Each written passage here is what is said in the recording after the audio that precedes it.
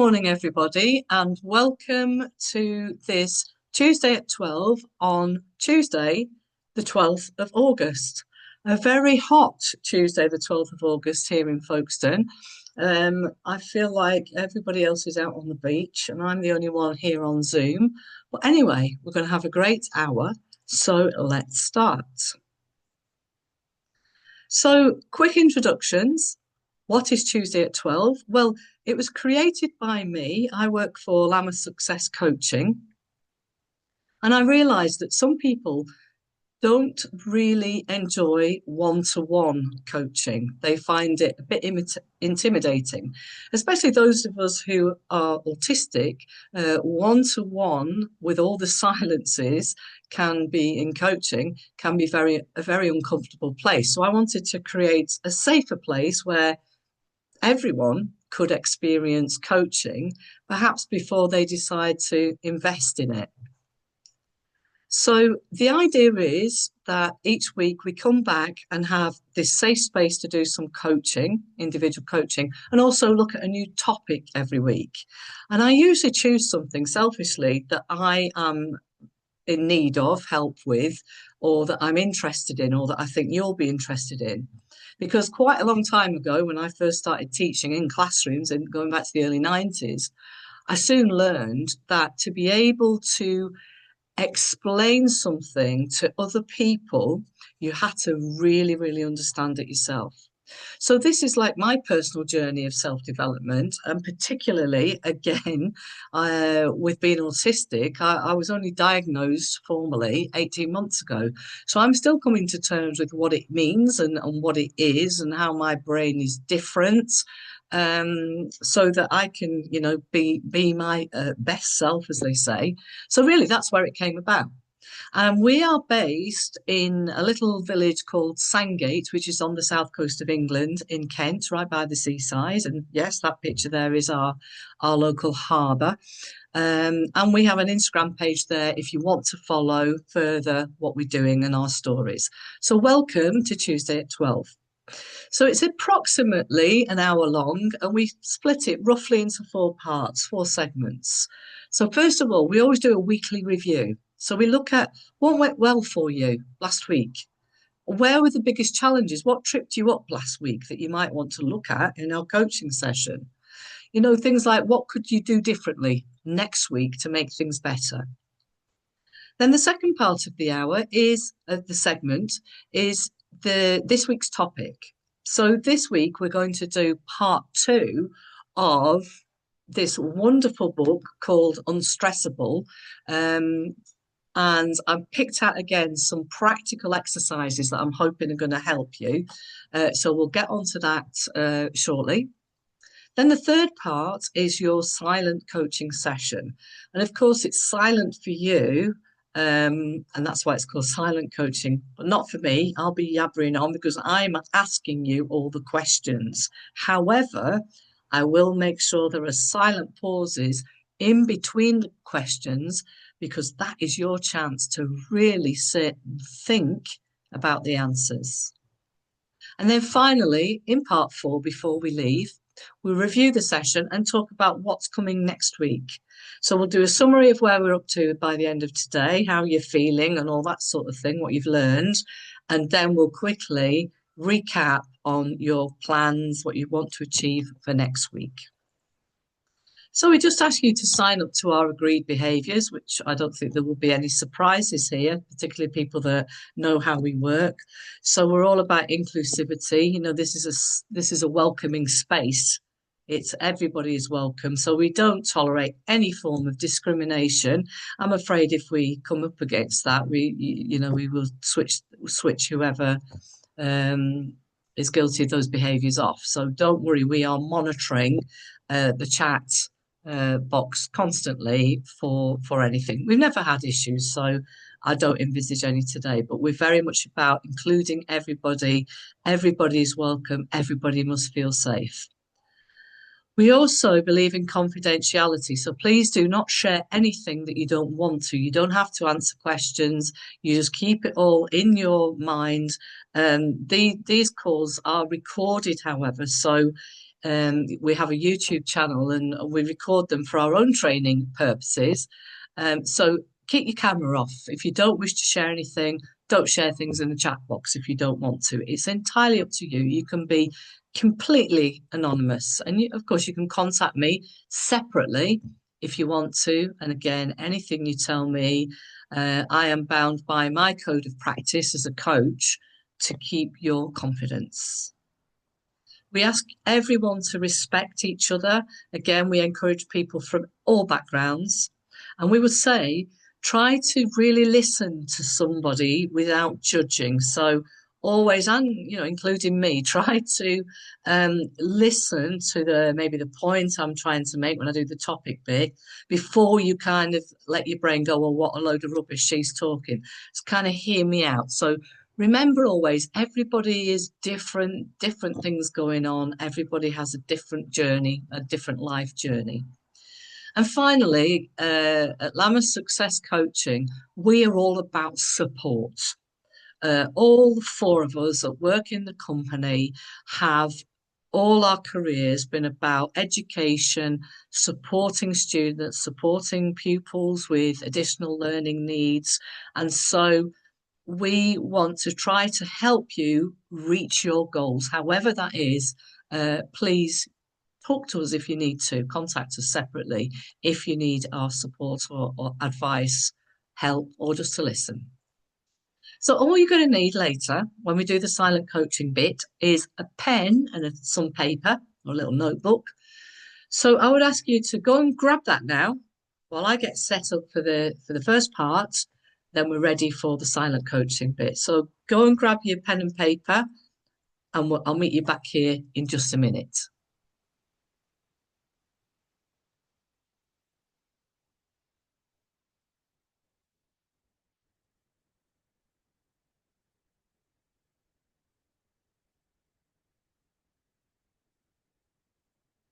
Okay, so we're going to start in a minute with what happened last week.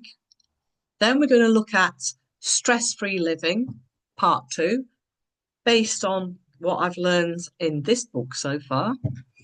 Then we'll do our silent coaching bit, and finally, we'll look at what's coming up for the next week. So all you need to do now is relax, listen to yourself, listen to me when I've answered, particularly when I'm asking you questions, and hopefully enjoy the session. So what happened last week? Now, a good starting point, whatever you do, is to try and just settle in to how you're feeling at the moment. Just kind of tune in to yourself for a minute. This, what we call the emotion wheel, might help you. A lot of therapists, I think, use this. And some of us find it difficult to understand how we feel, particularly if we're not neurotypical. It can be a challenge. So try to now look on that wheel and see where you are today, where you are now, because you might not be the same in an hour's time. I would say I'm definitely on the happier side of the wheel this week. I think the last couple of weeks I was probably more anxious and a bit scared because all this was new. I was still having a lot of problems with my back pain. Still am, but I've got it under control. I've got it dealing with it. So I'm now feeling a lot happier this week. And I would say for me, I am feeling grateful. So I'm on the happy side at the top there. And I'm feeling quite grateful. I'm grateful for this beautiful place I live in by the seaside. I'm grateful for the information I've got from fantastic books like this that help me manage getting the right mental space, especially when I'm in pain with my back. And I'm grateful for having this. I'm grateful that technology exists, that I can talk to you on here. How to me, as somebody in my early 60s, it's still like magic, technology and Zoom and things like that. In my lifetime, it's incredible. So have a think yourself, where are you? And why are you feeling like that? What is it that's making you feel like that? Don't try and judge it. Just see where you are. Just have it, sort of thing, in your mind, and maybe make a little note of how you feel at the moment. So, my first question to you is, what went well for you last week? Even if you had a shocker of a week, there'll be at least one tiny little thing that went well. So try and think what that was. What went well? Something major might have happened to you last week. You might have got a new job that you're really excited about. But just think about what it was that went well. If you did the coaching with me last week, maybe you can start thinking in terms of the area that you looked at. So I'll tell you about mine now because I did obviously coaching myself as I coached you last week, and my action to take forward was to get some exercises together specifically for spinal stenosis, which is what I have, to put the exercises in my diary every day and to talk to my husband about it to make sure that he was in agreement with what I was doing when I was doing it, so it didn't impinge on him too much. It's quite a commitment. And I'm very happy to say that I did those things. And not only did I do those things, I mean, it's early days yet, but I've been doing the exercises as recommended 3 times a week. And I feel a lot more confident that I'm going to get myself out of this hole. So I feel not physically better yet, but positive and definitely mentally better. So, what went well for you? Now, flip it over and think about what were your biggest challenges that tripped you up. And you might want to look at these things in the coming weeks. So let's think about them now. We're going to go back to them actually when we do the silent coaching, possibly. But what were the biggest challenges? What tripped you up last week? Again, it can be something quite small. For me, I lost a very precious to me necklace. It had a lot of sentimental value. And I think I was feeling vulnerable because of my back pain and various other issues. And I lost it. And I had a complete and utter meltdown. So much so that I was contacting my husband while he was trying to work, which I try not to do when I'm in upset because it's difficult for somebody that's a long way away, can't help. But it upset me so much I did it. And as it turned out, it was just down the side of the bed, to be honest. He came in and found it straight away. So it was a bit embarrassing. But what it says to me is my biggest challenge is regulating emotion. And this is very relevant to this dealing with stress. So I'm definitely coming back to that one. So what were your biggest challenges? Did you have any major meltdowns, arguments, bust ups, or did you do pretty well on the whole? Maybe you just had a few little challenges that you'd like to sort out. Just identify what they are in your head. They might help you in thinking about what you might want to look at in the coming week. Think about what's been on your mind. That is usually gives us a clue what the thoughts are going on in our heads. And what do you feel? What do you want to feel like when I see you next Tuesday? So this is where the wheel sometimes helps as well.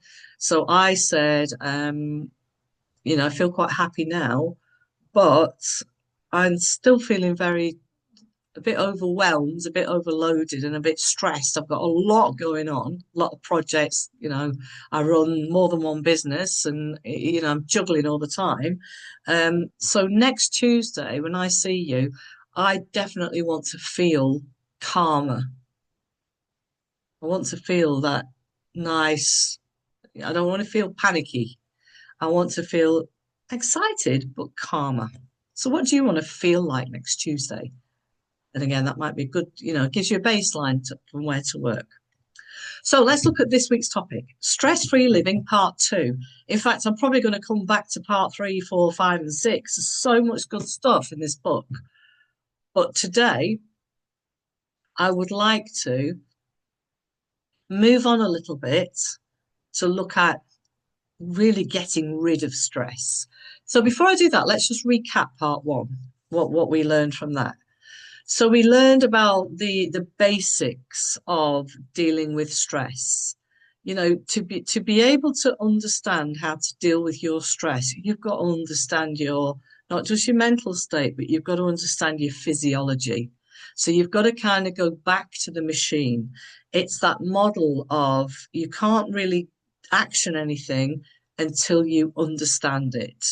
So you have to um, really be aware of how the body works. So in part one, it might be worth going back to the video if you didn't see it, was all about understanding, you know, why our heart rate starts going up, why we get these things. And the big thing I learned from that first part of the book was that stress is preventable. You can turn it around. There are things that are within your power to do that. You have to work hard and you have to be really committed and you have to really want to do it, but you can. And the people that wrote that book have very inspiring life challenges. And if they can get over and deal with what they're dealing with, then any of us can do it, I would say. We learned a lot about obsessive thoughts and stresses, and I want to come back to the stresses today. And I started to learn from them that a lot of it is in here. We can all have the same experience out there. A terrible thing can happen, but some of us, it gets a worm in our head and destroys us, and other people can rise above it and get on with their lives and not look back. So it's doing what those people do. It's learning those techniques and dealing with those stresses. And we talked about some simple techniques for dealing with the constant worry and fear if that's what you suffer. And I certainly do. I certainly worry a lot. I fear a lot the future. And what I'm learning from these two people, Mo and Alice, is that you know 90% of what you're worrying about is never going to happen. There's no evidence that it's going to happen. It's not, nothing is a done deal. So you're wasting your life worrying about it, number one, but also you're actually damaging your health. And if you don't get a handle on it, you're going to be in trouble. And I definitely have seen that around me happening, and it's sad to watch. And I do not, if I can prevent it, want to go down that same road. So I talked about the morning and the evening routines in the book, and I've been doing those for about 2 weeks, I think now. And these are practical exercises proven to work, backed by neuroscience. So this is not just Mo and Alice taking an idea out their hat and trying it out. This is proved to work. And I think I can safely say it started working for me. I am definitely, after 2 weeks, feeling more positive, calmer, despite the terrible nerve pain in my back. I'm not losing hope. I'm still enjoying my day. I'm still enjoying, particularly this beautiful summer we're having at the moment on the south coast. But what you've got to do first before you do anything is you've got to commit to doing it. So you can't just do a morning and evening between now and again. You've got to do it every single day. So if you learn the techniques, you have to find a space for yourself and you've got to commit to doing it every single day. It's not easy in some ways, but in other ways, it's dead easy, if that makes sense. So dealing with stressors. Now, micro stressors are like an army. As an individual soldier, it might not be a threat, but together they can take you down. So you might have little niggles in your day, like, I don't know, they've run out of the coffee machines not working at your favourite coffee shop. Someone cuts you up when you're driving to work.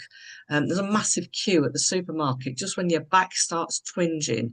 They've run out of milk at the local shop and everywhere else is closed. So these little things, not a problem. It's just, oh, there we go again. Maybe you swear and carry on.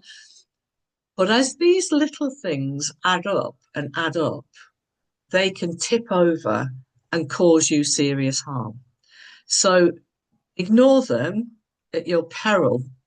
Let them stack up at your peril, because if they become, as they say, the straw that broke the camel's back, you don't want to be that camel. You don't want to be that one that has a complete and utter meltdown at work because you've spilt a cup of coffee over your computer.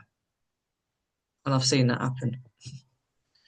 So have a think about your life and what stresses you are allowing into your life. So I'll say that again. You are allowing some stresses into your life. They're needlessly creating you a lot of harm. And you've got the power to limit them. I'll tell you, I'm going to show you the biggest one we all have now, the biggest stressor. Can you guess what it is? It's that thing, isn't it? Social media, the smartphone, not very smart. It's no surprise that the people that run Google and Instagram and all the big platforms do not allow their children to have smartphones because of the damage that they do. So we need them. I mean, I need mine for work. I need to be able to promote what I do online. Of course I do. But we need to control them and not the other way around. So what stressors are you allowing in? Have a think about that. What things could you stop? Is there anything you could cut off instantly? And we don't have time to do it now. Maybe you'll do it in the coaching bit. But I would say at some point, sit down and write a list. I intend to do this actually tomorrow. I think I'm booked in to do it. Write a list of all the potential micro stressors that chip away every day. And then think about the noise inside your head, a bit like that picture there, like he's got. All the things that are inside and outside that might become micro stressors. Things like, I don't know, the dog constantly coming up to you every time you're on a Zoom call, the doorbell going because there's parcels being delivered that your daughter's been going crazy on Amazon.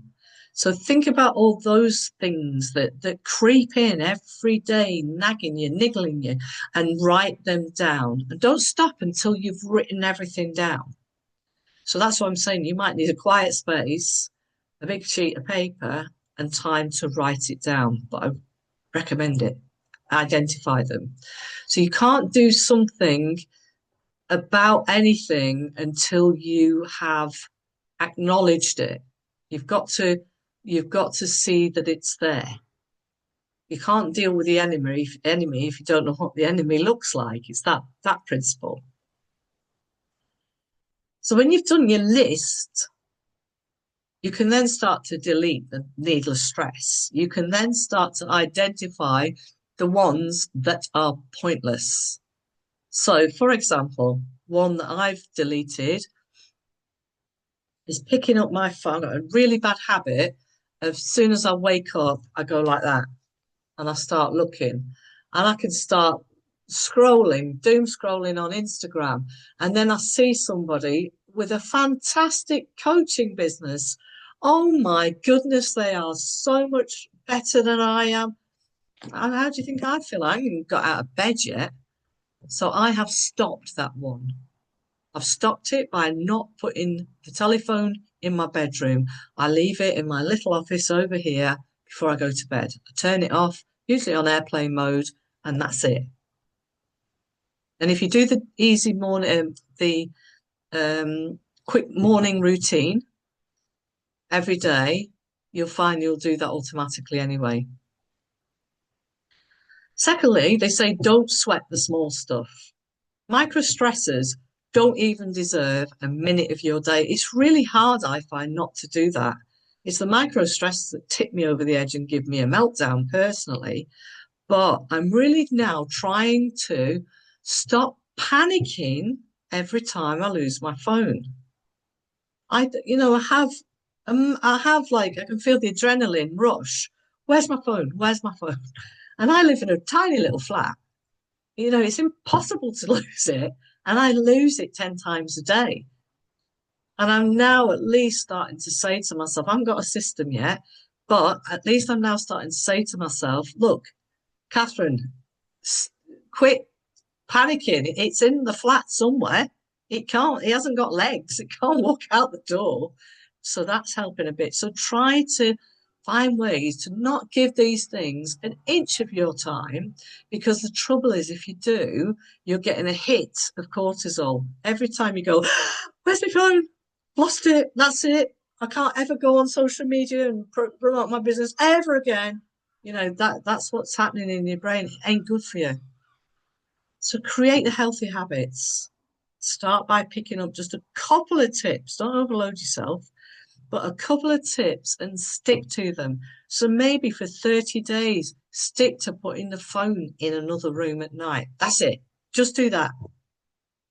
Because they've shown if you can stick at something for 30 days, it will become as automatic as cleaning your teeth. You clean your teeth every morning without thinking about it, really.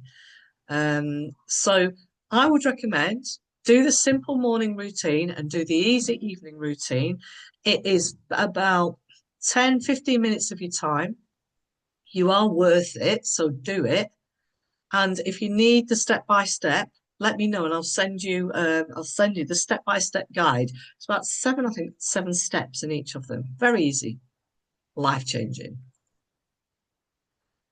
And finally, in this section, I want to talk about the IAAA, and that stands for intention, awareness, assistance, and alternatives. So we need a topic. So I've chosen the topic of our time spent online, because I think it's relevant probably to all of us. I think it's said on the news the other day, the average adult in the UK today spends 5 hours a day online on social media. 5 hours? Are you joking? 5 hours? That is really scary. And a lot of it is because we, what they call blast in and blast out. So every time we see our phone, we pick it up, 5 minutes, oh, check that thing, get back to them, put it down. Next thing. And I've seen people do it in meetings, up and down with a phone, and it all adds up. So every minute, maybe the intention could be, every minute I spend online enriches me and gives me joy. So if it isn't making you feel happy, maybe you need to reduce it. I think mine will probably be every minute I spend online must contribute to the success of my businesses, so that I'm not just continually looking at videos of Frenchies. French bulldogs, my absolute favourite. That would be a good one if I had that one.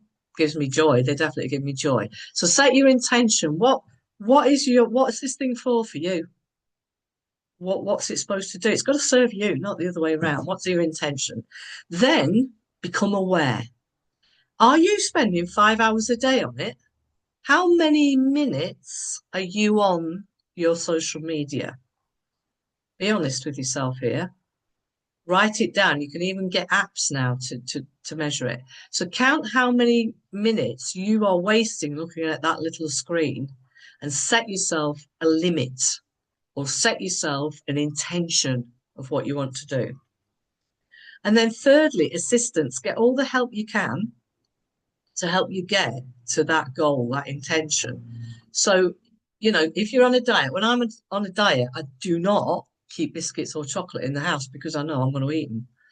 So I help myself by keeping them away. So what can you do to stop yourself going on your phone? Mine is put it in another room at night. Another might be leave it somewhere and go for a walk for half an hour. People talk about, put it on airplane mode. Some people grayscale it. You can, in settings, you can make it look really boring so it looks less appealing. You can have a phone cemetery. So you might have a drawer as a family. You might say, right, we're going to sit down for meals. Everybody's going to put their phone in the drawer while we're eating. So find ways that help you. Get other people, get your kids involved, talk about it, help each other. I helped my husband. We went out for a meal the other day, and I think it was my fault because I was taking a picture of my food, as you do. And we were eating, and then he picked up his phone, started scrolling something, and I just said, I find that rather rude when we're on a romantic. And he said straight away, oh gosh, yeah, absolutely right. So now we try and call each other out because it's so difficult not to do it. So maybe agree with friends, with partners, with kids, just say, maybe have a code word, have a noise, anything, just to go ping, you're doing it, just to become aware and get that help. And then finally, think about what you can do instead of being on your phone. So I now play my guitar for at least an hour every day, and I can't be on my phone. I can't play a guitar and be on my phone. It's impossible. I use it as a metronome. So it's quite, it's got a decent use for me now. Um, we do ballroom dancing. We can't be on the phone when we do ballroom dancing. It's hard enough to just get around the floor. So find something for you where you can't use your phone. Find those alternatives.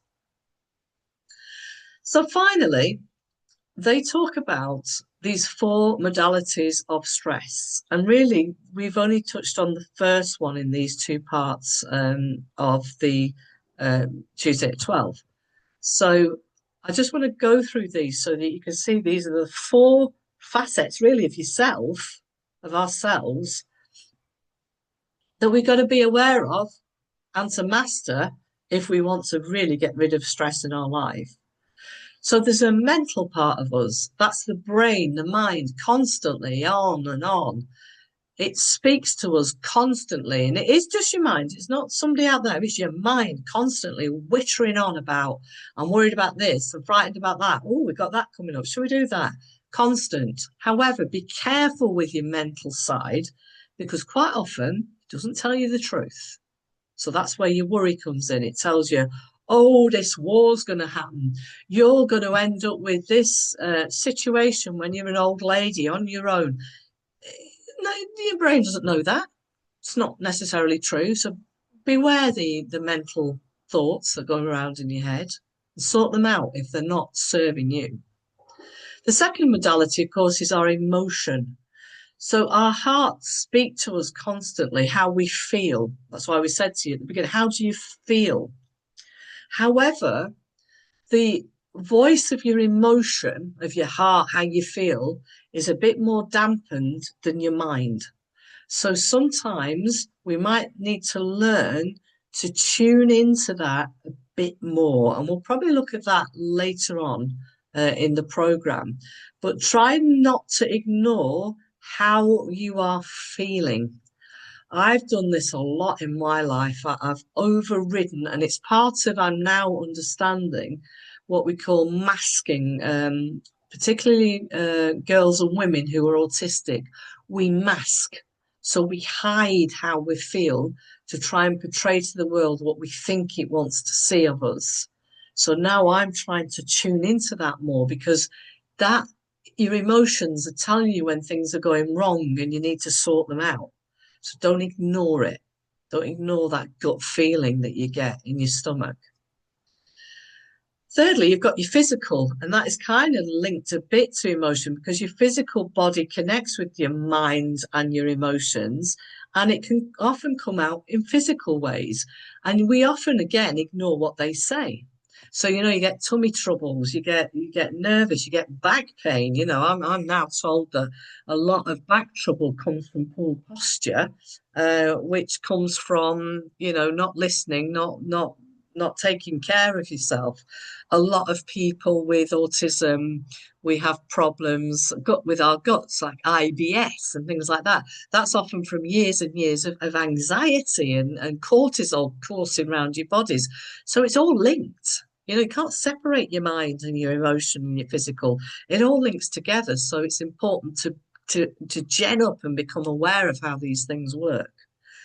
And then finally, there's our spiritual side. And, you don't necessarily have to believe in God or be religious to be spiritual. We all have something we believe in. And you might see that in terms of your soul, if you like, that unique thing of you being a human being on this planet at this time in a universe. The soul speaks the language of intuition. So often we ignore our intuition, and it's very important to try to get in tune with it. And this is where coaching comes in, because this is why I love coaching, because you know the answers. I am here to support you, to guide you, to just be next to you, to help you as a human being get to where you want to go. But in your heart of hearts, you already have the answer. You've just got to stop, really think about it, and be honest with yourself. So next week, we're going to move on to another. Recommended this one by a lovely chap in my local bookshop. Had a good chat with him about the Unstressable book, and he said this one is a game changer. So if you, like me, suffer from anxiety, and I think probably everybody does in the world at some point, this modern world especially, this is a fascinating read. So I'm going to look at this one next week. It's called Addicted to Anxiety. Sometimes we can be so in it for so long that it almost becomes our friend in a weird way, and we're not happy to let it go. I know it sounds bizarre, but more of that next week. So let's get on now to the meat of our session together today, and that is the silent coaching element. So if you haven't already, I'll give you a minute to have a breather, to go and find a pen and some paper, and then I'll see you back here in a few minutes.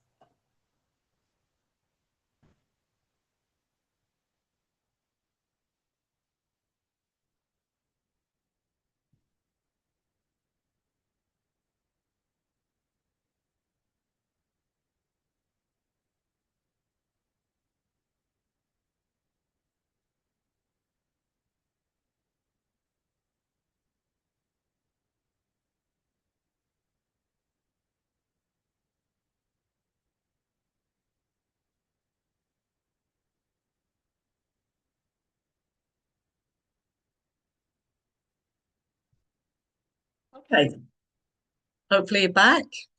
Maybe grab a glass, have a quick drink.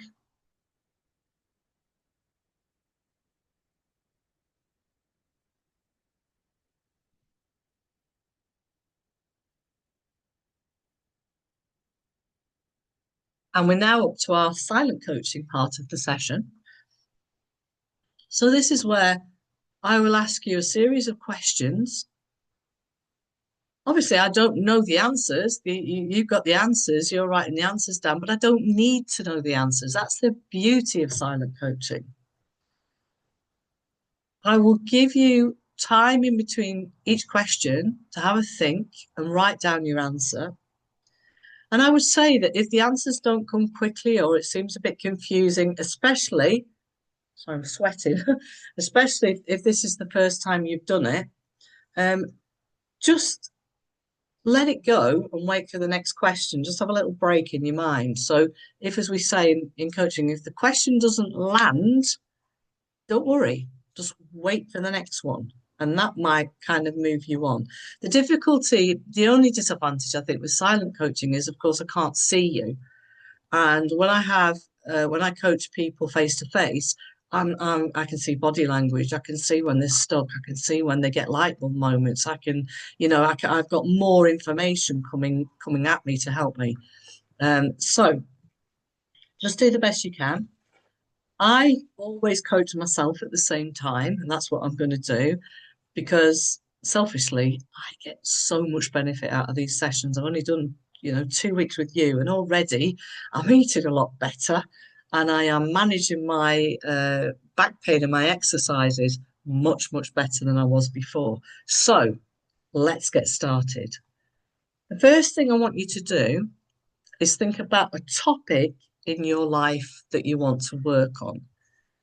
Now, I'm going to suggest that maybe we all use, if you can, managing stress, as that is the topic at the moment. And I think it's something we can probably, even those of us that are good at managing stress, will still have some stress.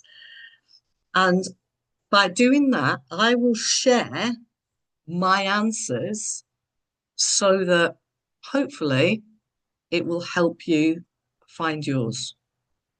Let's see how we go. Let's see how it works. So the first thing I want to do is get you to think of a topic. So I then need you to think it's got to be something that you're concerned about, dealing with stress, let's say, and that's something you want to improve on. I definitely do. I'm feeling stressed. There's a lot going on, and I want to improve on it. And it's got to be a concern for you today. It's got to be a concern for you now, this thing. So yes, for me, it is a concern because it's starting to affect other parts of my life, my health, my physical health, and also my relationships with people.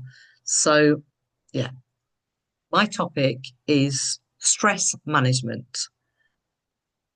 So write that down. If that's your topic, write down my topic is stress management. And then I want you to think about what it is specifically that you want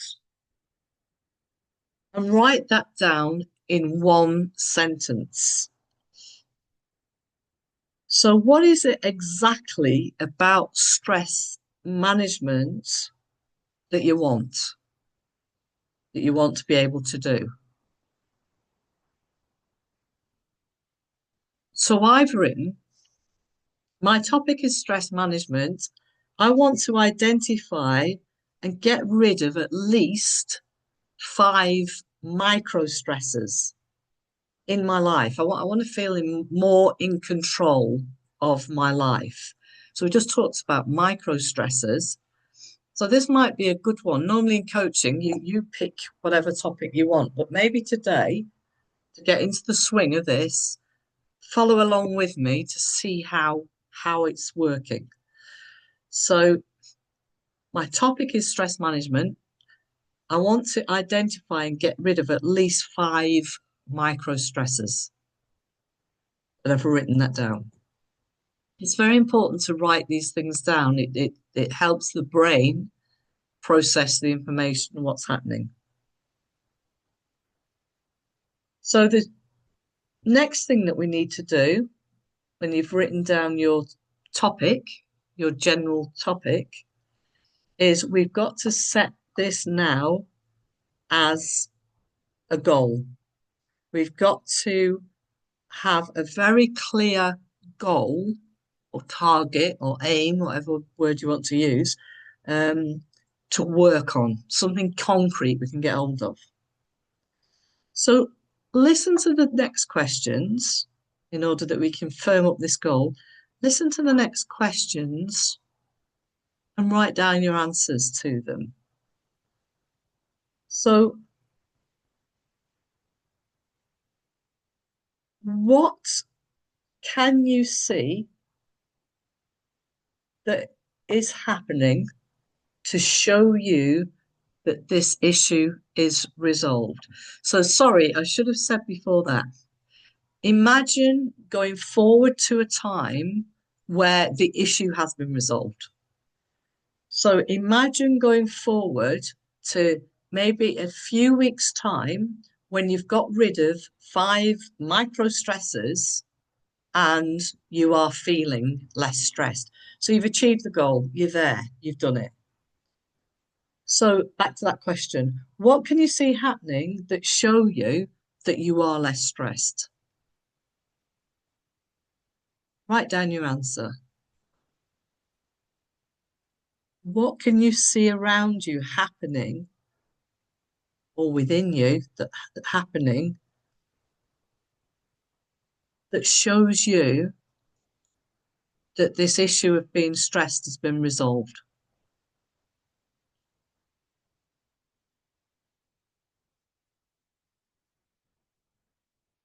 Write it down.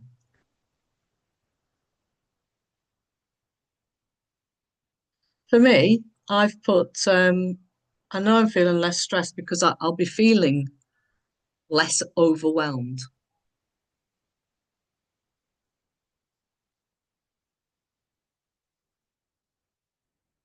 Next question is, what are you doing that shows you've achieved what you wanted? In this case, what are you doing that shows you that you are feeling less stressed?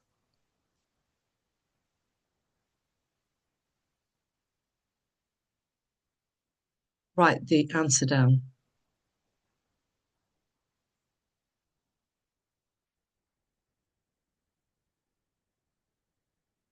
So what are you doing that shows you that you're feeling less stressed? Excuse me.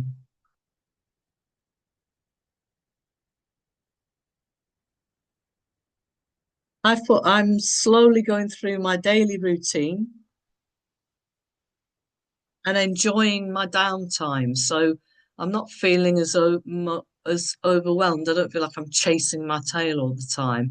I'm steadily going through my daily routine and really enjoying when I get to the end of the day, having dinner and watching the TV, playing my guitar. Because at the moment, I never feel like I've achieved anything well.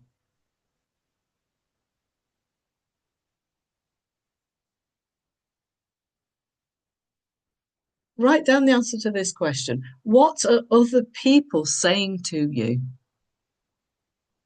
So you're there, you don't feel as stressed anymore as you did before. You might not be 100% there, you might not be perfect, but you're certainly feeling less stressed. What are other people in your life saying to you? What have they noticed about your behavior, how you are? Write that down.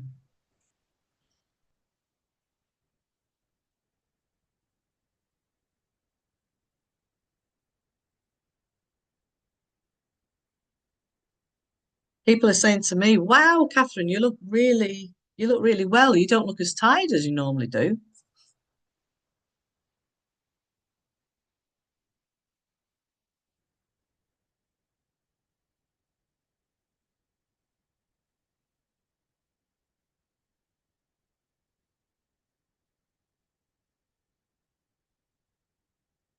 And how are you feeling now that this has been resolved, that you've reduced your stress? Now, how are you actually feeling? Write that down.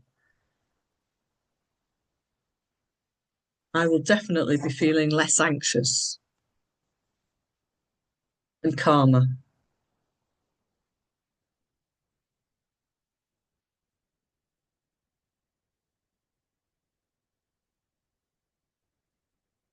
So take a deep breath, put your pen down maybe, and think about the answer to this question. What will happen, or what would have happened if you do nothing at all? So next week, if you do nothing at all, what will have happened? Write the answer down. I've put that I will still feel miserable. I'll still feel tired. I'll probably still feel a bit panicky and anxious that I'm not getting through everything. And finally, I want a number from you in this section. I want to know on a scale of 1 to 10 in relation to dealing with stress, where 1 is terrible can't deal with it. I'm totally stressed. And 10 is I am cool as a cucumber. Where are you now? Write down that number.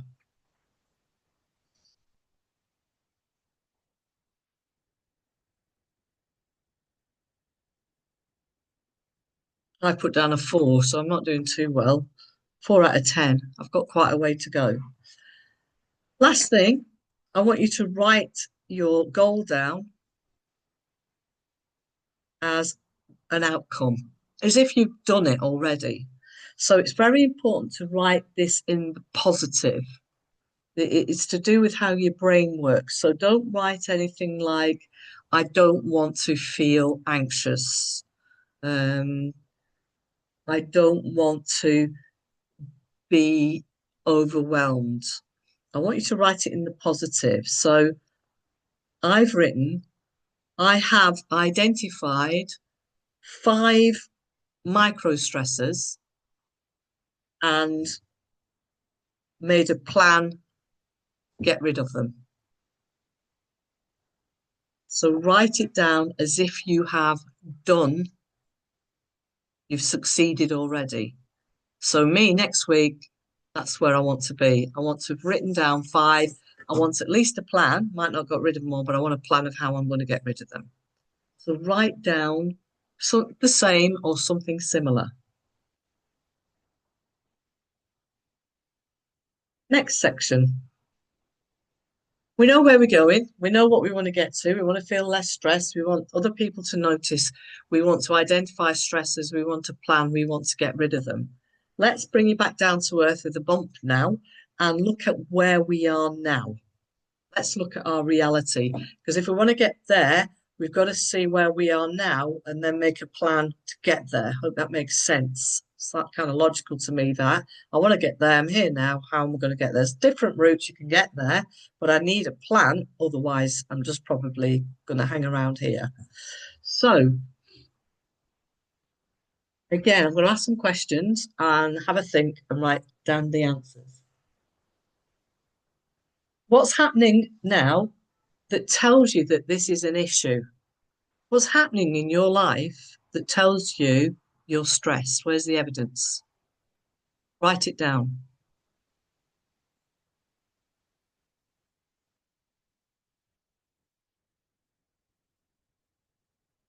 My evidence is that I have meltdowns when small things like losing a necklace happen. That's evidence of stress. My heart rate can go higher. I've got my little Fitbit here that tells me, and I can see sometimes in the night when I'm asleep, suddenly it'll whiz up to well over 100. So there's something going on there to make that happen. And often it's when I've had a nightmare, bad dream. So there are indications things happening. So what's happening for you that tells you it's an issue?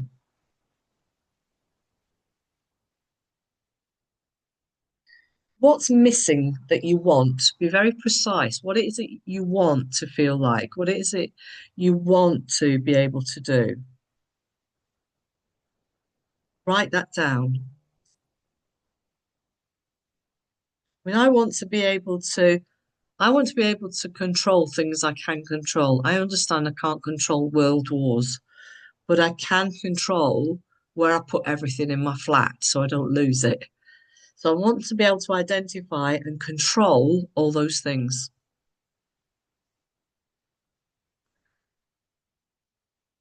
What's good in relation to this area, dealing with stress? What's good that will contribute to this goal? So, what good habits have you got in this area? And I don't mean having a glass of Chardonnay every night with your dinner, or those sort of things we do, having a bar of chocolate. Try and put things positive, healthy things down, the things that you already do well in terms of dealing with stress. So it might be running or going to the gym or playing with the kids, whatever it is, write those down because there will be some things that you're good at and we want to hang on to those.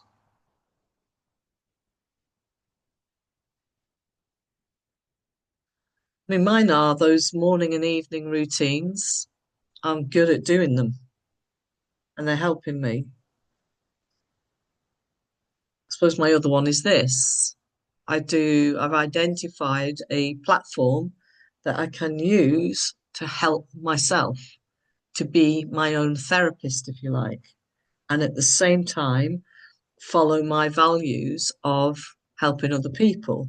So that is contributing well to de-stressing and is serving me well already. So I want to continue that.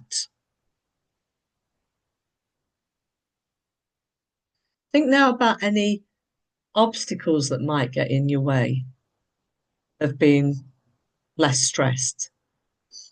So, what is the obstacle? Try and identify them really clearly.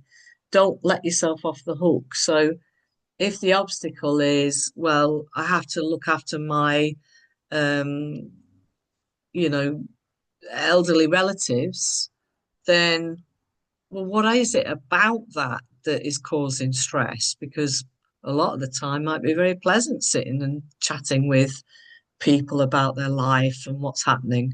So be very specific about what the obstacle is. What is it that is causing you feeling less calm?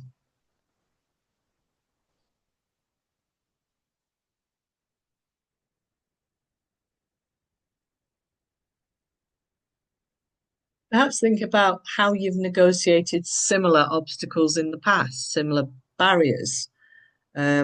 What things have you done previously that have worked? So if I think back, um, I really got into that another book called Atomic Habits. It's a bestseller now, isn't it? So I think a lot of people have taken it on board, the learning in there, and I take on a lot of those principles. And I'm going to probably tap into those again as I try to get rid of these micro stressors. So think about things that you're already doing really well.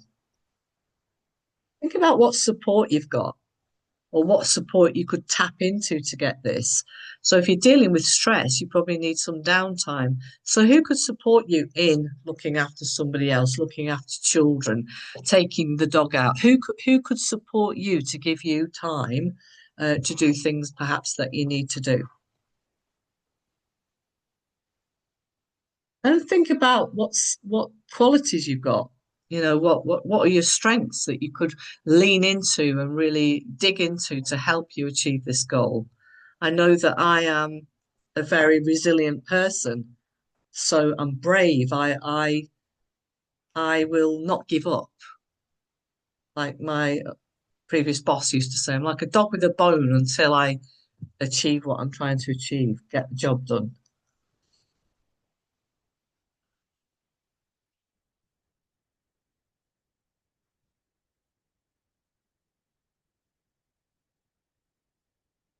And finally, we need to look at your options for getting from A to B.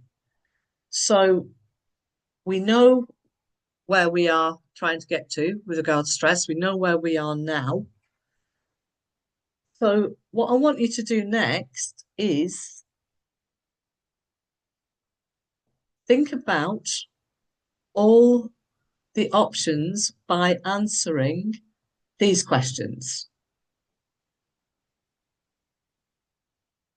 If money was no object at all, what could you do? And remember, note that I'm saying could, not what would you do.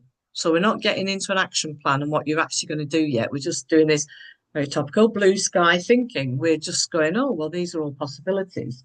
So what could you do if you weren't answerable to anybody? Write it down. What could you do if you were had unlimited resources, unlimited time, money, energy? What could you do to deal with your stress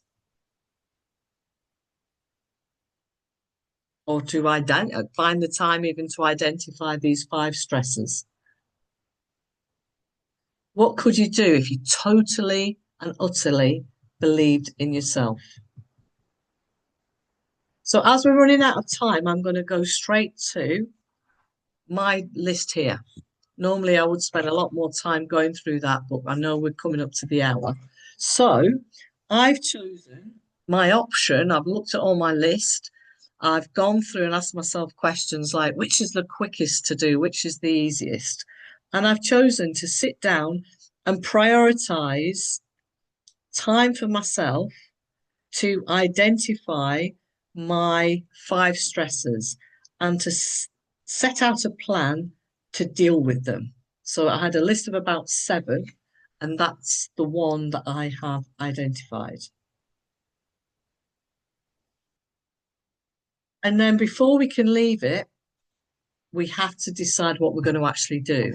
So we've whittled down our options to the plan to sit down and do it. And we call this the way forward or the action plan. So I need to block out an hour in my day, identify the micro stressors, select up to 5, create the plan to eliminate each of them, and finally write it all down on an A2 sheet of paper and stick it on the wall in the kitchen. That is my broken down steps for the option that I've chosen. Possible barriers I thought about could be other priorities that might get in the way, such as doing the daily routine, doing the evening routine, doing the exercises. I've got a lot going on with the businesses, so I've got to be careful that I block out the time to do that, otherwise it's not going to happen. So I've written down specifically that I will take these actions between 11 and 12 o'clock tomorrow. That's the 13th of August. I've written that time. I've blocked it out already in my diary. And on a scale of 1 to 10, my commitment for doing that is 9. It's really, really important to me, this dealing with my stress and my self-development, and that's why it's so high. The benefits, if I do that, are that I'll feel calmer, I'll feel good about myself, and I will have evidence to show you and other people that coaching does actually work. So come back next week to find out how I did, and we'll do some more coaching. We'll find out how you did. But before you go today, let's just quickly review where we are now. So remember the wheel at the beginning. How are you feeling now? What are your top takeaways from today? Have you learned something about yourself? So maybe think of 3 things that you know now that you didn't know 1 hour ago. And finally, if you want copies of that simple morning routine and the easy evening routine, please email us and we'll send you a copy of the PDF with the steps on, or I can, just send you a photograph of the chapter, whatever you want. If you want that information, let me know. And the most important thing is I will get it to you. So we've done the 4 parts. We've looked at the review of last week. We looked at this week's topic, which was stress-free living, part 2, focusing on dealing with micro stressors. We did our silent coaching element, and then we've just finished off by reviewing reviewing the session, and then looking forward to next week with our goal and detailed action plan of what we want to achieve. So hopefully see you again here next Tuesday when we're going to look at the addicted to anxiety. So if you get stuck and you need to get unstuck, or silent coaching was totally confusing, or if you have any suggestions about topics that you find useful, please get in touch. And thank you for listening. And I'll leave you with this quote from William James. The greatest weapon against stress is our ability to choose one thought over another. Thank you and see you next week. Bye.